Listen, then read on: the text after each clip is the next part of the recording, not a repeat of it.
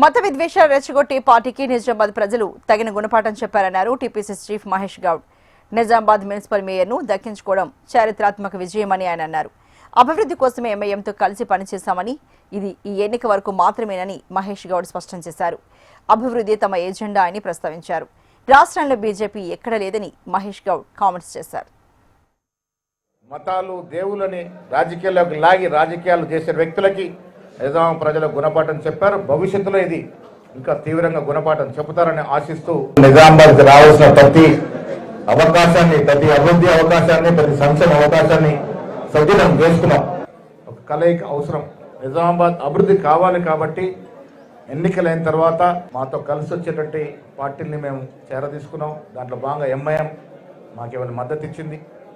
TRS నుంచి గెలిచిన ఏకైక సభ్యురాలు కూడా మాకు మద్దతునిచ్చింది.